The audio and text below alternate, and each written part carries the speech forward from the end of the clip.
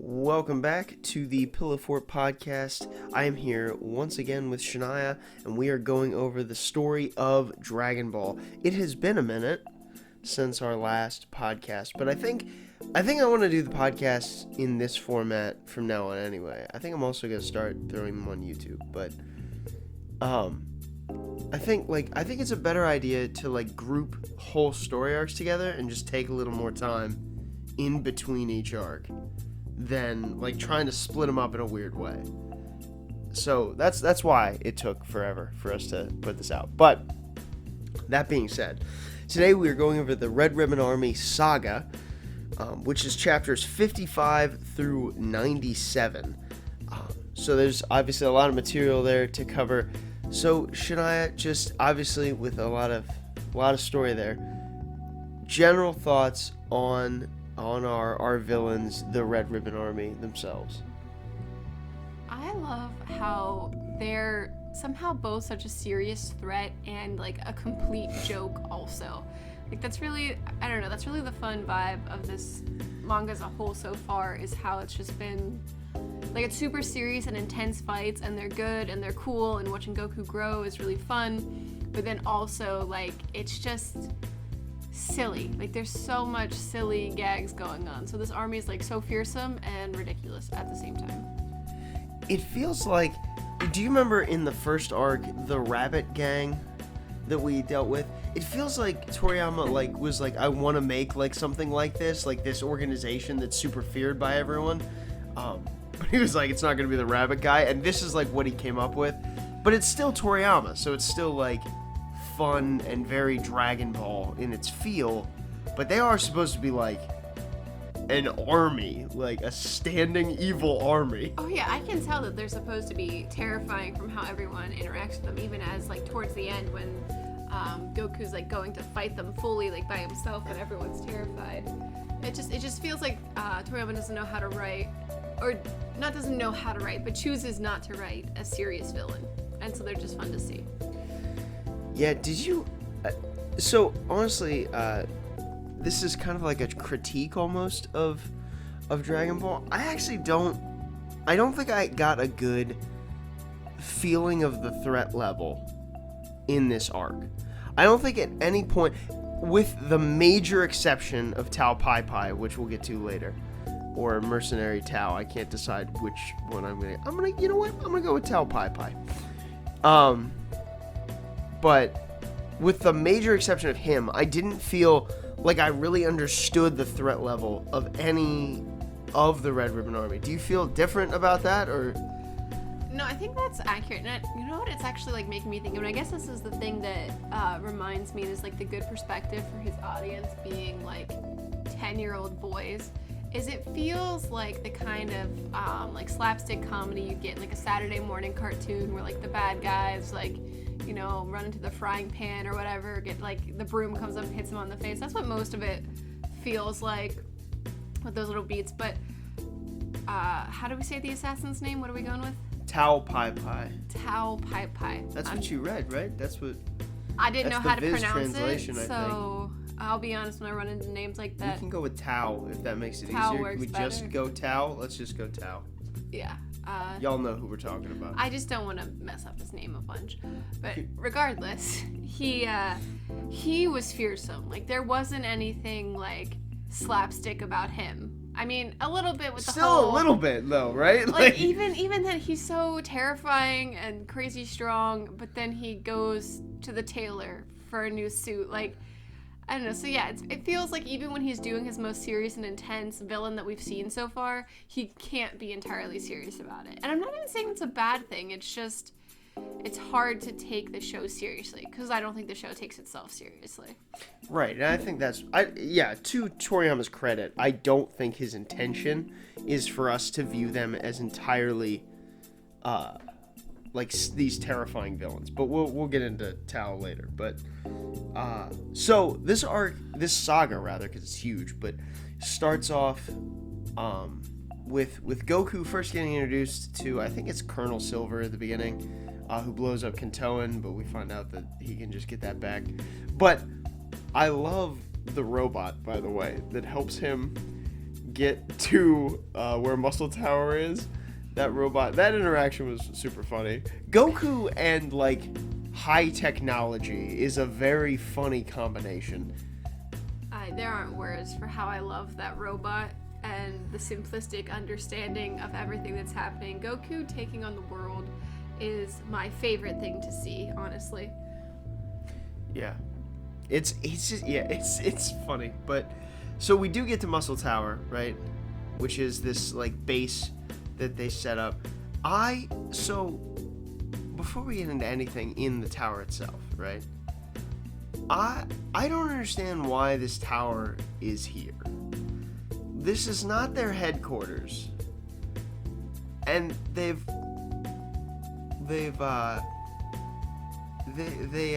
looking for the Dragon Balls. This is like a temporary base, right? Why is this tower here? Why are they doing this? So I think there's a couple of possibilities. One is that it was already like a pre-existing structure that they've just taken over because they've found the Dragon Ball to be in that location. Yeah, but like they've put enemies on every floor. Well, yeah, because I think at that point, because we know that, I'm blanking on his name. Who are you looking for? Is it like 8 something? 8 Man? 8 Man, sure. Mechanical Man number 8 or Yeah, 8 yeah. Man. Okay, yeah. I'm bad with names.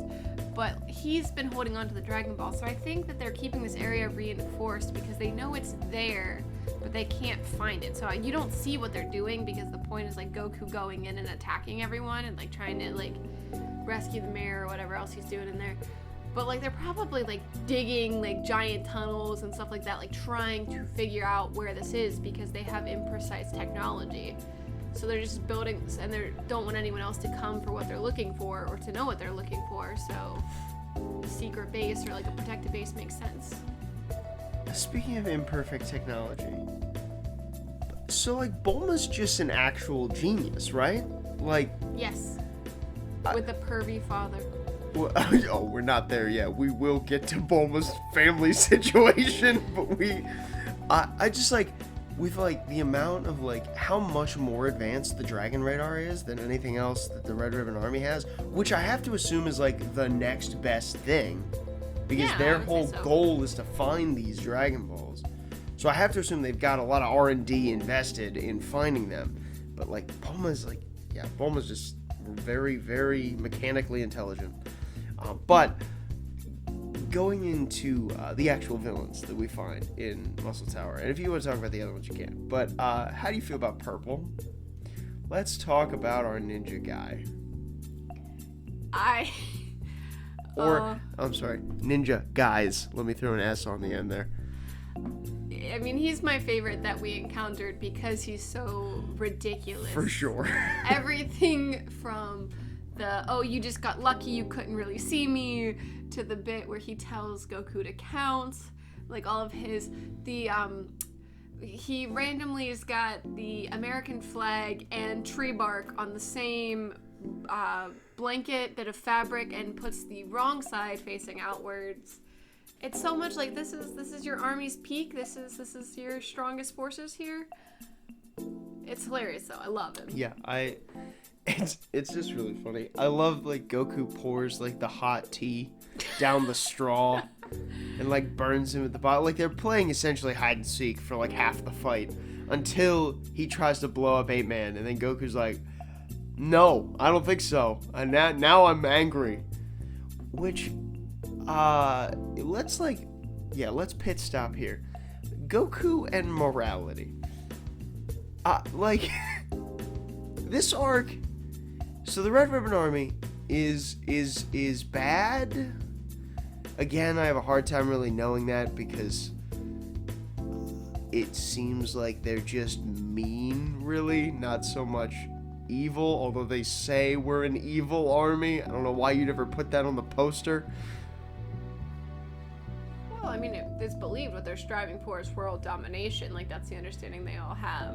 But I think for Goku's morality, he's really... his whole vibe is if you're nice to me, I'm nice to you. Except, But like... kinda.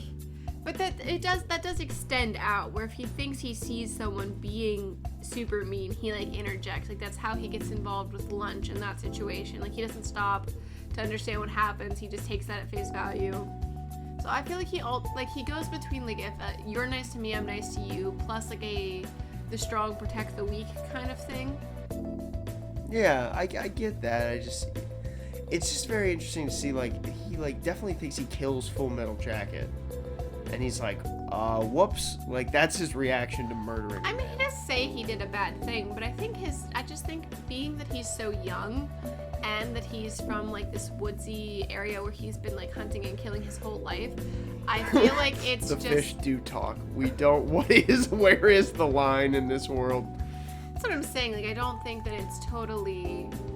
I think for him and his simplistic understanding of the world, he's like, I wasn't supposed to do that. But it was necessary. It just kind of happened, kind of thing. Sure.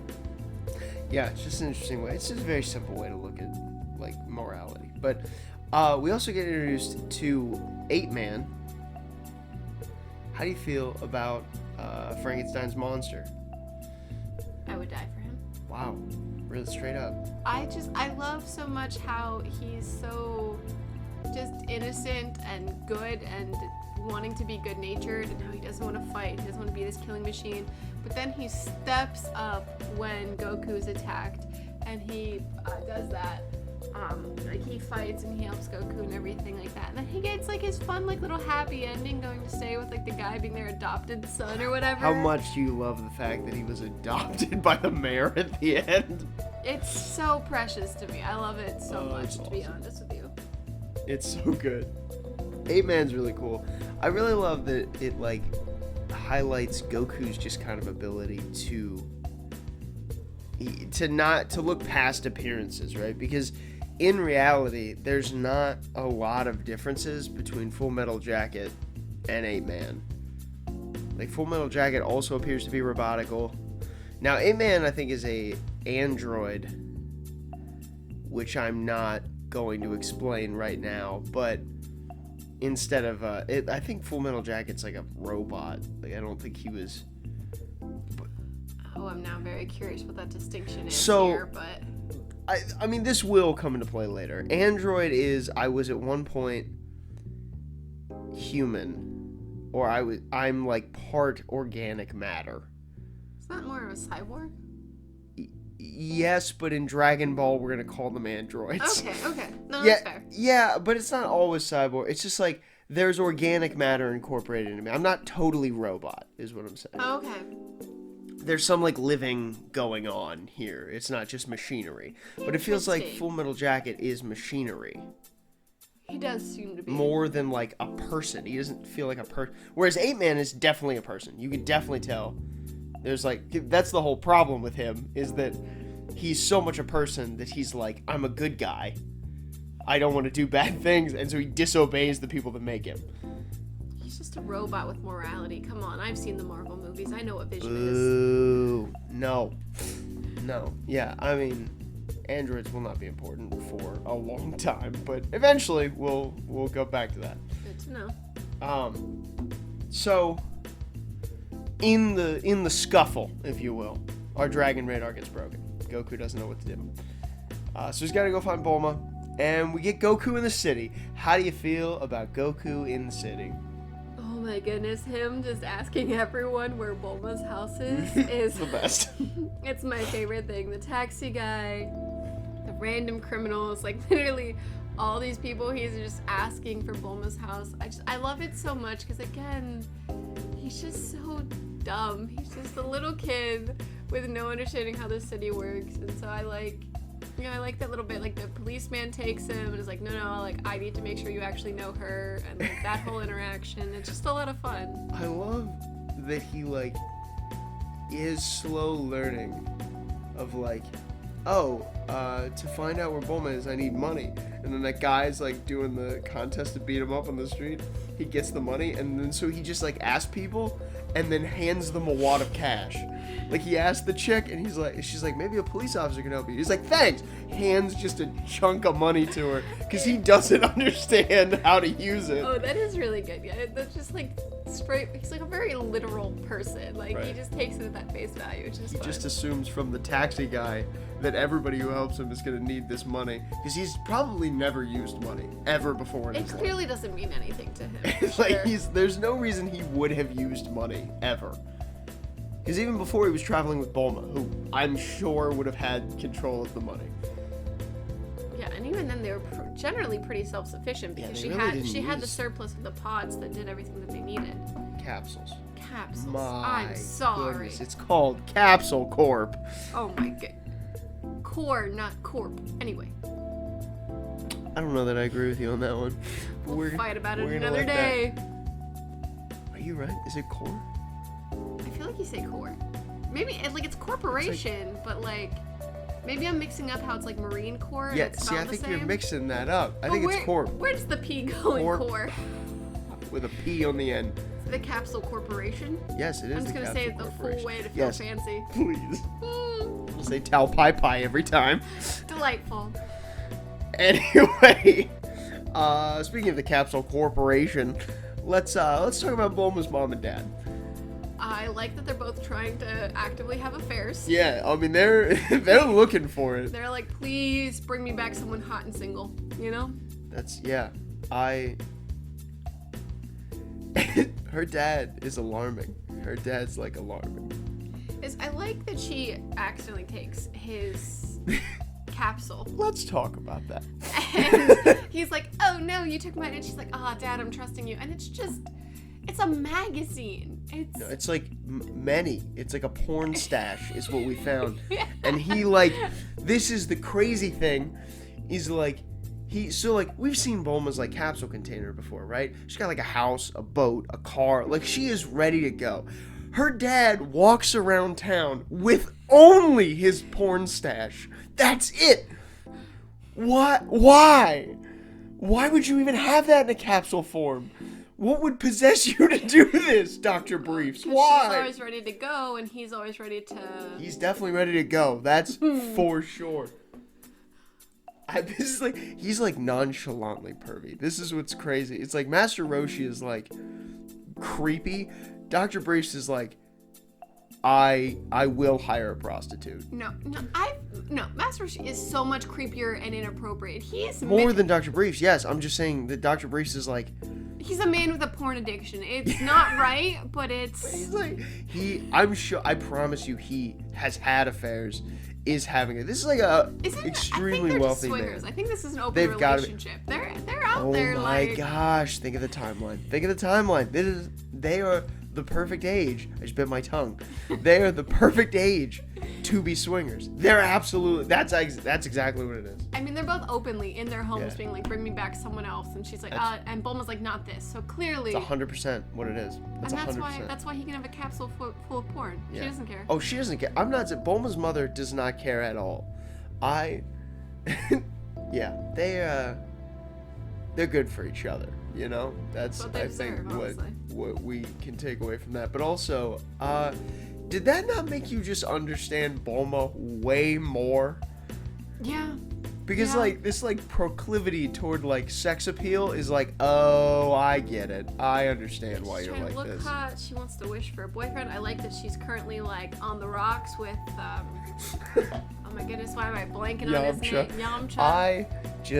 I want you to know that for the rest of our time here at Dragon Ball, these two are going to be in and out of a dating relationship. Push or pull, just pick one. We will eventually get a resolution to that, but it's not gonna happen forever. And this is like, and he like lives at her house. Like they all live at her house for the rest of the series. Yamcha's just there. Puar, Oolong, just there. They're walking around the house. I love that for them, honestly. It's good. It's good. I like Yamcha and Bulma as a couple. I think that works out I feel like that would work out, is all I'm saying. Oh yeah, I'm not in disagreement. I'm just they're on the rocks because like other girls are checking him out and she's insecure and I'm like, Yo, sweetie, Yamcha's get probably on it." hot. Like, can we, like, Yamcha's they're both probably attractive for 16-year-olds. I don't know how old Yamcha is, actually, but... Yeah, I mean, probably. Yamcha's gotta be, like, ripped, though. Like, he is actually strong. Oh, yeah, he's the strong buff dude. It's a little hard. Ladies are looking at him. Toriyama's drawing style makes muscles kind of like bubbles, so it's a little hard to actually tell, but later we will definitely see. Yeah. But yeah, so we get Bulma because she has a shrink rod. What? A shrink watch that allows her to shrink down and ride on the cloud vicariously because she's just hopping on Goku. Why are you calling out my vocabulary? That is the right word for this. Riding it vicariously? Yes. Like by Goku. It's not if I'm living vicariously through someone. Yeah, you're living through the other person. This is not... We are here for Dragon Ball. The two people that are listening are here for Dragon Ball knowledge. Not even knowledge. I'm just saying, for whatever reason, here to listen to us if rant. she were like living through his adventure, sure, but she's just able to ride on. She becomes more easily portable. There will be a definition section of the next podcast. Clearly, I need to define my terms. Anyway, so off we go, right? And we get to the next Dragon Ball, which we're introduced to General Blue, who I think is the first villain that we like, that actually has some kind of actual fear involved in him. So he immediately, the very first thing we see him do, right, is somebody like says something slightly incorrectly, kind of like vicariously maybe, although that's not incorrect, and he like has them executed, like he kills him, like right there. But he's just an interesting character, I think. To think, what do you think about General Blue? It's just the immediate, like everything is executable, and that's like, I feel like that again is supposed to like solidify that this was like a rough organization, but it's almost like comedic. I gotta call you out. There's no other answer. Do you know who Blue is? Do you know who General Blue is? He's lost in the sauce. I can't. This is like a whole arc is General Blue. It's like his whole thing. He's the guy. He does the telepathic stuff. Fights Krillin in a cave. Why did you give me that mental hint? I just forgot. How was I supposed to translate? Listen, we're distracting the people. Do you know what we're talking about now? I do. Okay, now what are your thoughts on that General Blue, not the Red Ribbon Army in general? Nice try. Well, now that I've been thoroughly roasted, I can't wait to prove that you used vicariously incorrectly. Yeah, that'll be next podcast, However, folks. General Blue is... this is good. This is good stuff. No, he is intense and sick. Introducing telekinesis is just like, I don't know why that felt like an odd play to me.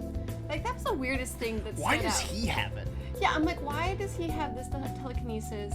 And like, it shouldn't be that weird. Like, I've literally encountered all these crazy capsules. Master Roshi does this whole like Kameha thing, and Goku, don't question how I said it's fine, that.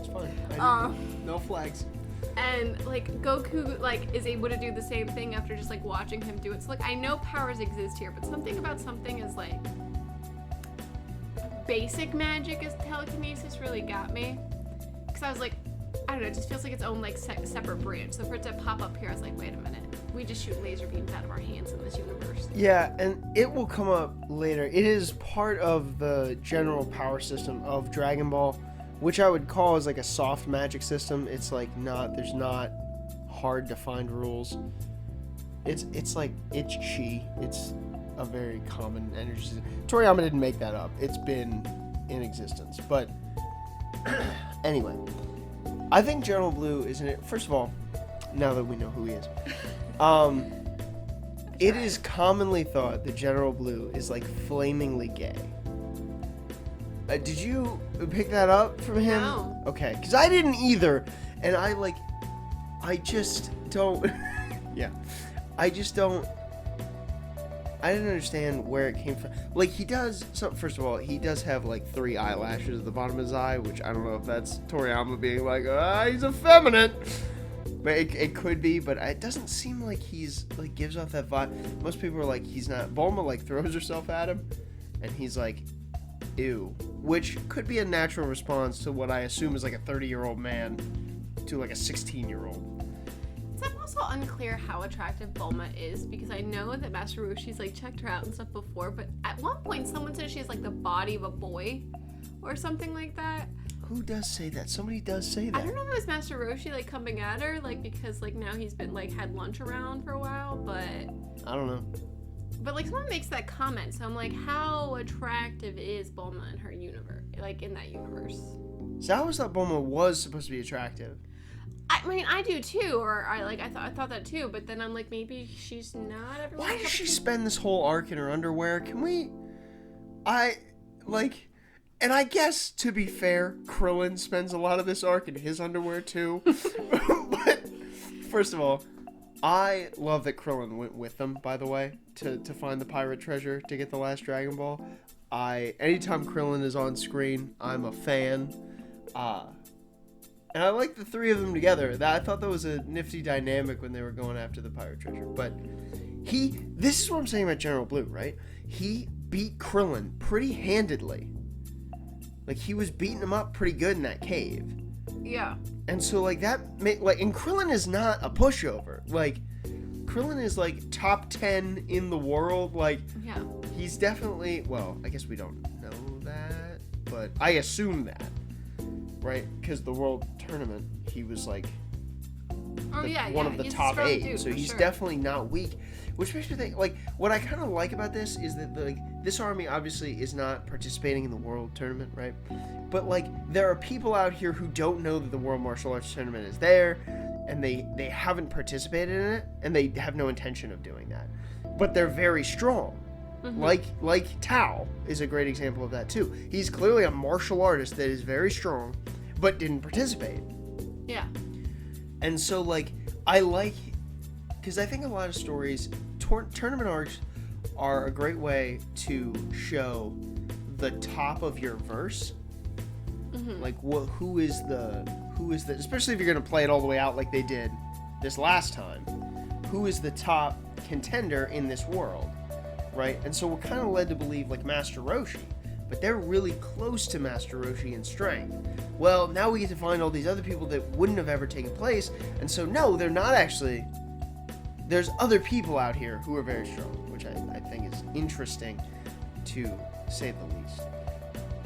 I think it is always refreshing whenever they do, like, we did this whole arc to establish them as very strong, and now it's like they're back to not being weak again, but he very quickly remedies the problem of saying, oh, they're like top of the line, because that was like Master Roshi's whole thing of like, oh, I need to beat Goku so he doesn't get like this power complex and everything like that. So he spent all this time establishing them as very top, and then you like put them back on bottom again as they meet more people and as their universe expands. Yeah, well, sure, that's like the whole power creep kind of dynamic of most battle manga, but yeah, I don't know, I like it. It's nifty. But towards the end of this arc, right? The end of General Blue's time, right? Mm-hmm. General Blue is like, he ties him up and takes the Dragon Balls and flies away. Mm-hmm. And Goku like immediately goes after him, and they're telling him to like stop, don't go. This is kind of one of the first times that we see Goku like actually angry. And we got a little bit of it in Muscle Tower too, but not quite as much as here. He's like really angry at Blue and going after him. And this arc in general, this whole saga, right? Because obviously we're going to get to Tao and his involvement too, where Goku just gets even more angry, right? We're starting to see like Goku being pushed in ways that we didn't see him pushed before. And so obviously he goes running after General Blue. And we get 2 very strange chapters. What are your just... Are we talking about the family with the floating baby? That's the one. I love the family with the floating baby. Yeah. I love that the baby just floats in the background and like fixes the Bulma's thing with like magic, and then the dad's just like, I am a genius, and I'm just like, oh, it's your floating baby. I'm not sure why you Which floats. you should have known. Okay? By the way, But- you should know that it's your floating baby. That's the real genius. Yeah, I'll be honest, I hit those pages and like for a brief second I thought like for some reason the book had like an excerpt from like another manga. Like for a second, Yeah, like it took yeah. me a minute to It's be very like, jarring. I gotta flip through here. It was like such a weird like new world. They all seem to just like, it just like feels like a family of supers for no reason. Do you like Superman? The sour guy? The sour guy. Yeah, he was great. He was trying to flex. That was hilarious. Yeah, I like whenever General Blue like leaves and he's like, take it easy on you. And I'm like, you could not have done anything. So he squashed a phone box and you were like, I'm out. But then like the one daughter, when the dad's yeah. just like, he looks like he wants to wrestle and she just yeets this man. My bad. Find that later. My bad. She eats him. She just yeets him out into nowhere, and cause he's like, where'd you send him? And he's like, or she's like, far away, like you can't. He's like, where's that? And the dad's like, you can't see him anymore. And it's like, okay, that doesn't really give us distance, but I love how you people operate. So, I'm glad that this is exactly what I wanted, because that is a different manga, by the way. So that is his first manga called Dr. Slump. That's the characters in the world from that manga that he's just saying are in this one. So these two chapters are him saying it's the same world. They're here. And Dr. Slump is actually a comedy manga. And so that's why like things like Arale, he wants to wrestle happen, because it's like it's a gag manga. It's like the whole thing. That's why when it meets like an actual battle show, like the Superman like meets General Blue, of course he's like not at all capable, because like it's like he's a comedy character, like, and so it is actually a different manga. And so I love that you said like it felt totally like a totally different world, because it actually is. That's so good. The first time I read it, we are greeted by a pig with a megaphone in a tree for some reason, which is, I guess, not that weird, honestly, for the Dragon Ball world. But the first time I read it too, I was like, what is going on? Like, did I miss something? But yeah, it's like he's like referencing Dr. Slump. Yeah, it just gave me a pause for a minute, because like that's why all the characters do like the peace sign at the kid, like in that first, because he's like trying to give cameos to all of his important characters. That was the other thing that threw me off, because the one character is like, oh, it's been a minute since you've seen me, and I'm like trying to think back to when I've seen him in Dragon Ball. You've never seen him. I was like, yeah, I was having like a whole moment, and then I was like, because in the version of the books that you have, like at the end of someone will do like a bunch of the cover pages lined up, and so I was like, okay, maybe like this is some excerpt from something, like they're just putting it together that I missed. And then it's like, oh no, Goku's here, okay. And then I just kind of rolled with it being like the whole dartboard theory that every so often this author's just like, oh, I'm not sure what to say next. Dartboard, flying baby that knows technological stuff. Superman. I mean, to be fair, he did do that just years prior. And I respect it, honestly. I've never read Dr. Slump. I kind of want to. I want to know more about this baby. Tune into the next podcast. We're going. Yeah, after Dragon Ball, we're gonna go right to Slump. I've never read it, so I don't actually know. What I know about it is literally this. And Arale's been in several video games that I've played, so like I know her. But that's it. But shout out to Budokai Tenkaichi 3, which had every possible character you could ever imagine from Dragon Ball in it. So that brings us on to. Do you have anything else to say about Penguin Village? No. Okay. Which brings us to Korin Tower, and we meet Upa and his dad, who I don't believe we get a name for, defending Korin Tower from a Tiger General guy, and they easily take them out. Well, I guess Goku technically takes out the Tiger guy, but Upa's dad's strong. He's not playing around. So cool too. He is awesome. He's like really cool. he's definitely not playing around. I don't know. What'd you think about them, the father and son there?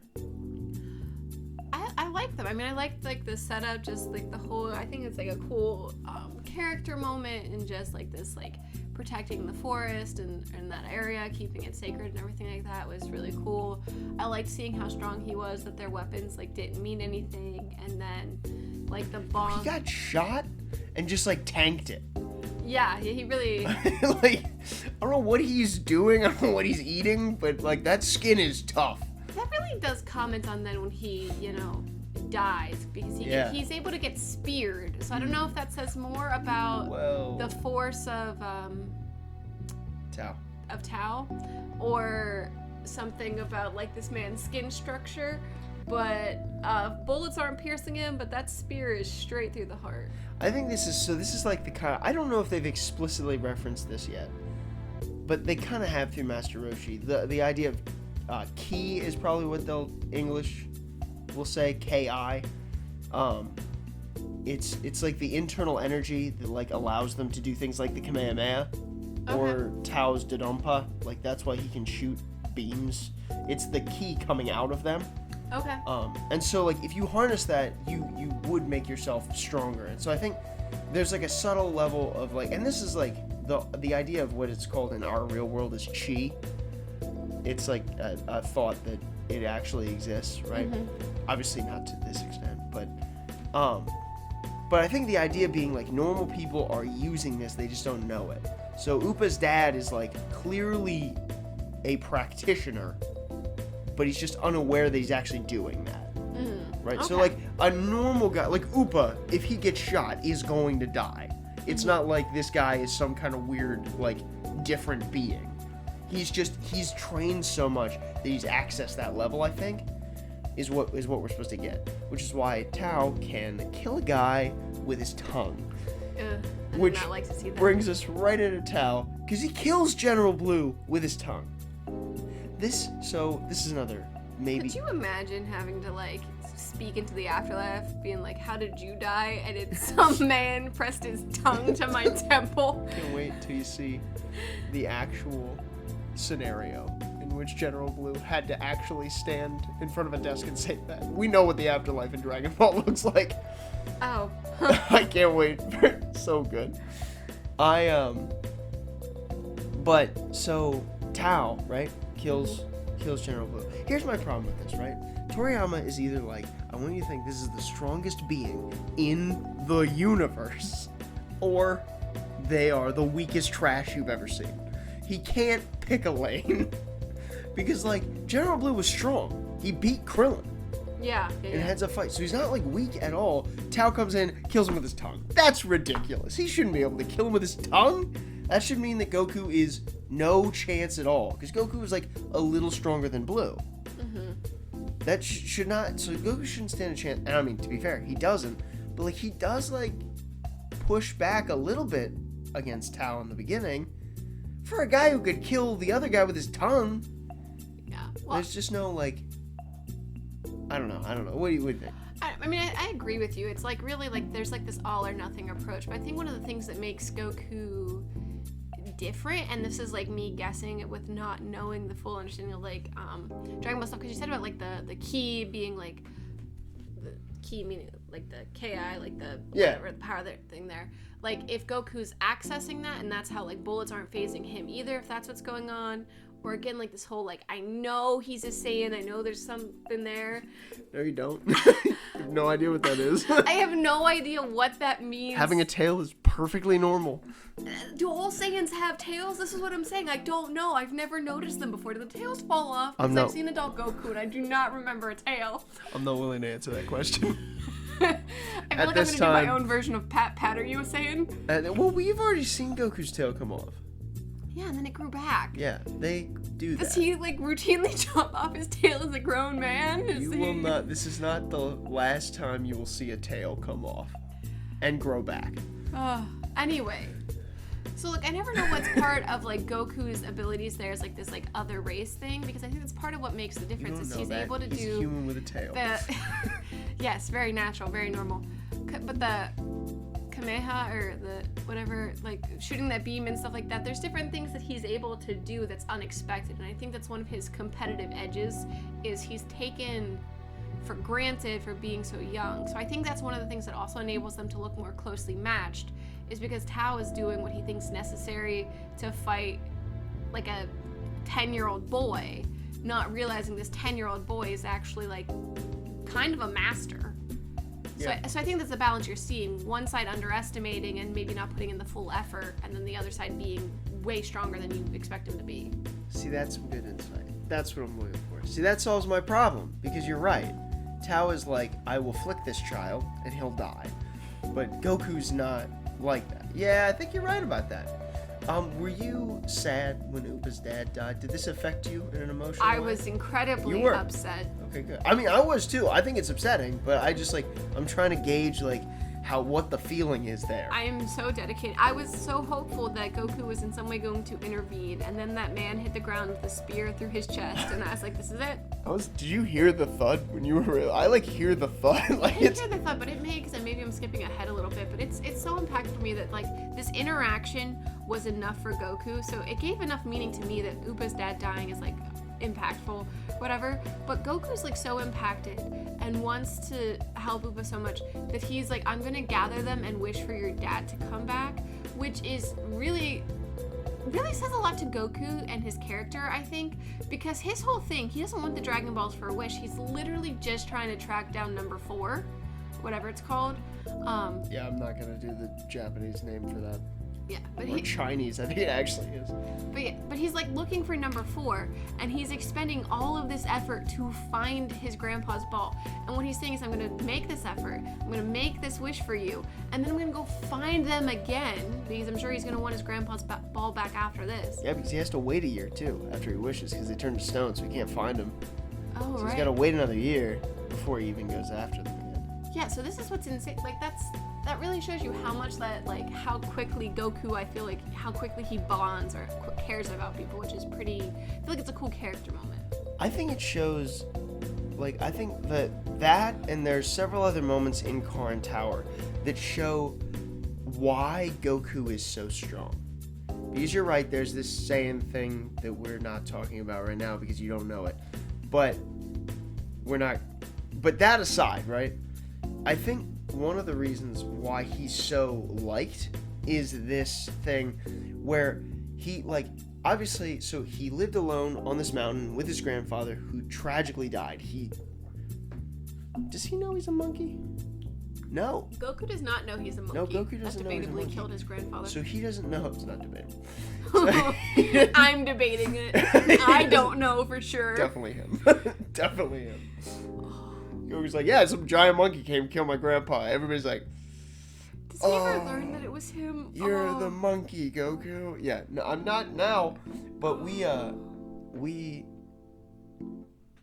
I'm trying to think if there's a moment that he learns that explicitly. Because he doesn't know. Because no one will tell him. Anyway, I don't know. We'll get there if there is, but but anyway, he's this Dragon Ball, the 4-star, is very precious to him. It's it would be the most prized heirloom that you have.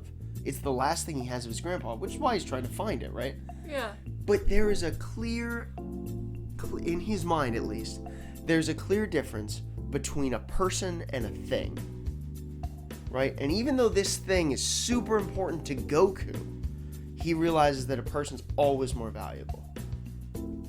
And so he's going to revive his dad. Of course he's going to revive his dad. Mm-hmm. Because that's more important than this ball. Because I think at the end of the day, if you would ask Goku, which would you rather have, the ball or your grandpa, it's an easy decision. And so he's going to make that decision for Upa.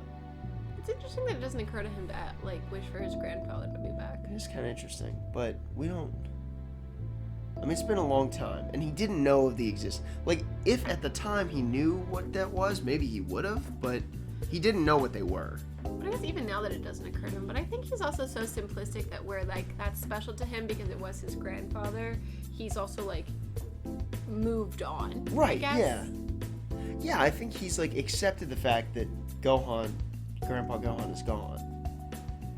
I think that that's the difference between. There's still in his mind a chance that Upa's dad's not gonna be dead forever, and I think that that's worth it for him.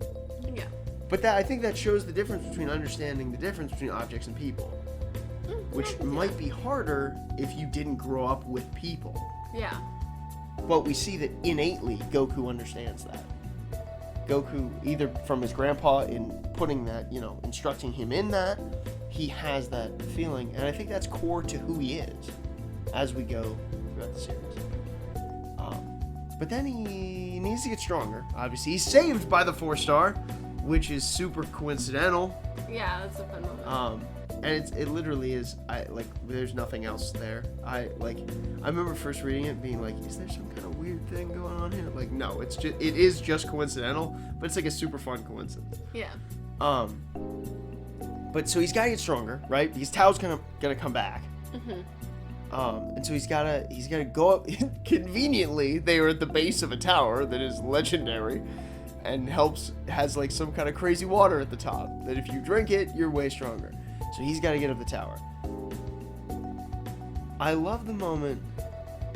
Does Upa say, "Can you fly up with the cloud?" Or does he say, "I think I could fly up with the cloud"? I think Goku's like Goku's like, I think he mentally he's processing, and I think he says that, and then he goes, "No, I can't do that. I gotta do it with my hand." Because it would be disrespecting the tradition if he didn't do it that way. Although that's the easier way. And that's the whole thing that I love is he does it the hard way. Even when they eventually the master at the top is sleeping, and Goku goes up and almost grabs it and then decides not to. And I do like the little dig at Master Roshi as the cat's there thinking in his brain oh, better than his master. But think about that. Roshi would have rode the cloud up, but he couldn't. He couldn't ride Kentoan. This is why he can't ride Kentoan, because he would have. And so he would try to take it, but Karin was ready to he was he's asleep, air quotes, but he was ready to get it away from Goku still. But I love that moment where Goku's nah, I'm not gonna do it this way. I'm gonna do it the right way. It's so integral to who he is. And then we find out that is the point. I love that. I'm going to be honest. If I went through all of this over a period of 3 days, 3 years, and found out it was just regular tap water, I'd be a little grumpy. Here's the thing, though. Think about this from a philosophical level, right? What is the story trying to say to us, right? And so the story is saying there's not magic water. How you get better at anything is working at it. Ceaselessly, tirelessly, doing it the right way. That's how you get stronger. In anything. And it's a wise training tool when you dangle this elusive magical thing, and that's what your focus is on. You don't realize the strength that you're gaining. Also, I will say though, I think Goku passing the challenge or whatever, it feels so much more like a technicality than being earned, because if he didn't have a tail, the man would have just yeeted himself off this tower for a bowl of plain water. Because that's the whole thing of this fight, where he goes over the edge and the cat tries to stop him and is no, it's not worth it, and Goku catches himself. It's just yeah, but he could have, in hindsight, the whole picture, he could have just called Kentoan to him too and been fine. But no, that's true, but I just mean so in Goku's mind, I don't think he's thinking I'm going to plummet to my death. I think he's thinking I can grab it, versus Karin's please don't kill yourself over regular water. That's not worth it. Yeah, no, it's you could obviously Goku has gotten stronger quicker, even the difference between taking a whole day to climb up and taking 3 hours to climb up. So I'm not saying he didn't really have good growth. His growth doesn't rival Master Roshi's, who took the 3 years. But I feel also did Goku at that point, was he capable of beating the cat in a 1-to-1 fight, or was that just the fluke of recklessness essentially? Well, I think that's the point, is even if you can get close, you've passed the trial. Because like this is obviously heavily weighed in Karin's favor. Or I'm sorry, against Karin. Because like all the opponent has to do is get the jug. Karin's got to like keep it away from him. So it's way harder for him. So I wouldn't expect that Goku is as strong as Karin. But he's like in the same league now, I think. That's fair. And I don't know, how did you feel about Karin like as a character? I don't think I have strong thoughts. Like he was fun, and like the training was fun, but like there wasn't a lot of substance to him. Yeah, it's fair. I just like it's like kind of the wise sage thing. It's like I'm up on a hill. Why is he a cat? Why is he just a regular cat? Why not a cat? He's like a fat cat too. Like he's not even like a. Clearly well built though, you know. Clearly he's a quick cat, but he's just a cat. I like him. He's just there's not a lot of substance. But I love I really like the message of there's not a shortcut. There's no trickety trick. There's no trickety trick that's gonna move that rock. Thank you, Toph. It's amazing how applicable that sentence is, by the way, to every aspect of life. Anyway, I think about that a lot, by the way. That exact quote happens all the time. I know, so I brought it up. I love that. And so he gets back down, and he can actually take Tao. And Tao's like freaked out, which is great. I love to see that. How'd you feel about fight number 2? Oh, it was a lot. I love Goku's, like, I have a love-hate with his simplicity where he, for a little bit there, lets himself get beat the tar out of to be like, ouch, that hurt, but now I know all your moves. Okay, this is, again, so dumb. That is a thing that will happen a lot, like, in this series.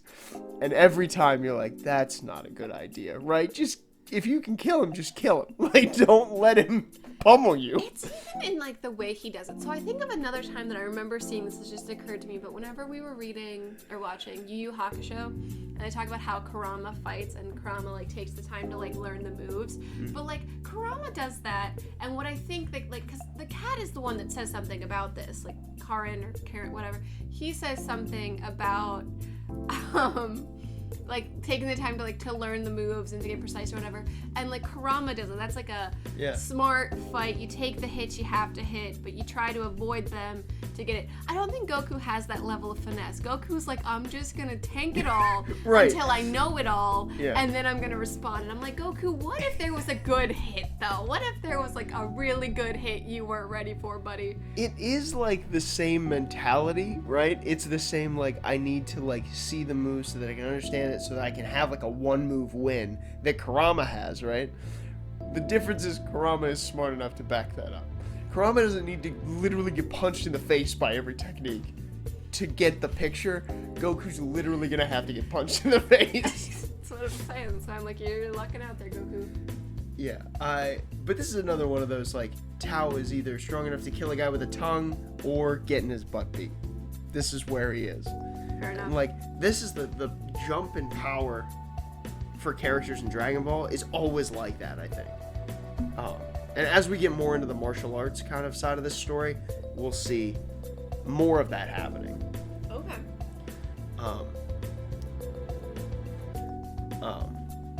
But so he gets down, says to Upa, I'm gonna save your pops, I'm gonna go get the rest of these balls. And invades the Red Ribbon Army fortress and just wrecks it, just demolishes it. How do you feel about Goku's assault on the headquarters? It's fun just with like the juxtaposition of his friends panicking that he's going to take on this army by himself. I love that they go to supposedly help him though. Oh yeah, I think that's really they're cool. all real ones. Like they're all going to show up. Why is Oolong in the plane? Why on earth would he make Oolong come? What's he gonna do? What's the transforming pig gonna do? Look, he's got like 5 seconds of like good effort to put in. And yeah, but he's not even like stronger. Like he could transform into like something stronger, but he's not really stronger. He just looks strong. Sure. He just stands in the back as like a giant ogre for 5 minutes and then just disappears. Yeah, that'll do it for some people. That's fair. But no, I like how they all show up, but I also like I don't know. In my head, as I'm like reading this, I'm like picturing how this like would play out, or how I like wish this would play out like in like the anime. In watching this, like just like the split screen, like seeing one side is like panicking, like frantically, like we gotta get there, and like Goku's like dancing through the streets, just like casually taking people out left and right. Red Ribbon no Army qualms. soldiers just screaming, like just like. It's just he takes out all of them, and then oh my goodness, the reveal of what the main general's after, or like the leader of this army just wants to be tall and justifies it when his second in command is like, we've given our lives for this, and he's like, you tall people never understand, and I'm like, okay.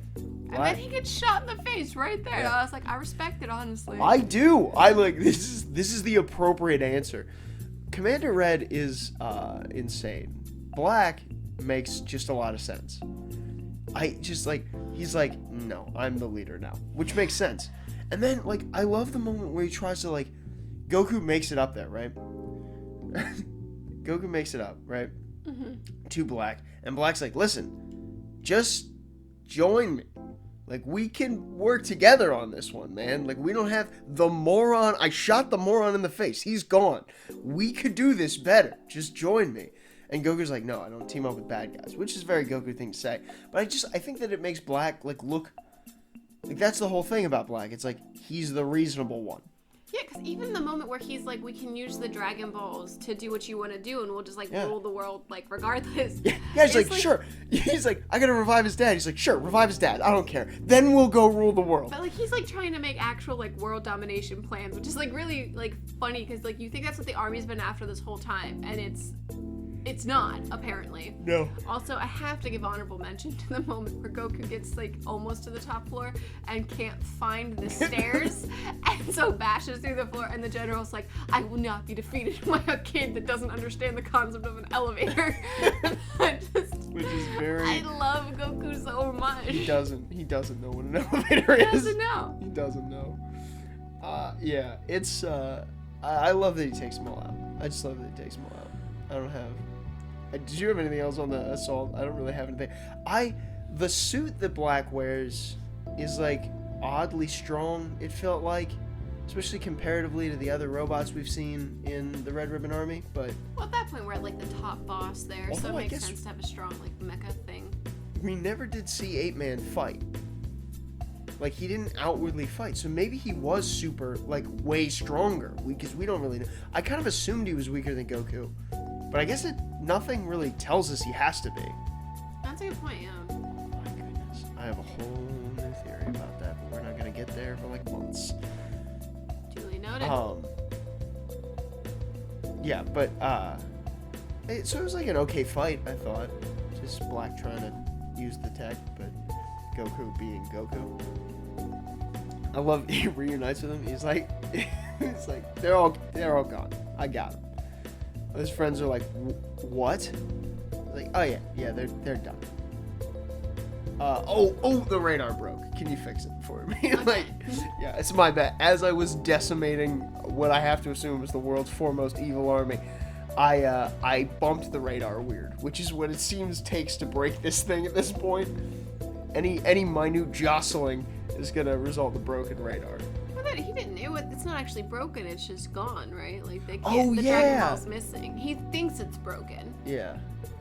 But honestly, he gets in such intense fights. I wouldn't be surprised if it broke every time. Yeah, I guess he's fair. Goku. And it doesn't appear that the boy has pockets. Like I think he just shoves it in the front of his shirt, and it like sinks down to like the belt area somewhere. Yeah, I think that's what happens. It literally just hangs out in there. Which makes sense. Yeah, it's a very Goku thing. He's got an inner pocket, which seems like a weird design, but where did his clothes come from? They're Master Roshi's school uniform. Right. He's wearing those. No, we know what their school uniform looks like, Luke. That is, I think, to this point in the story, that is the funniest thing that has happened in the story for me, is when when she comes out and they're all wearing it. Oh, it's the best. So I don't know what he's wearing, but it is not the official traditional you're right. uniform. You were right. It is not. Don't make fun of our customs. You're right. That was really good. So yeah, so we got to find the last Dragon Ball. We need one, and we don't have the use of a radar. So we got to figure out how to get it. And so Master Roshi's like, hey, there's what I'm going to call Fortune Teller Baba.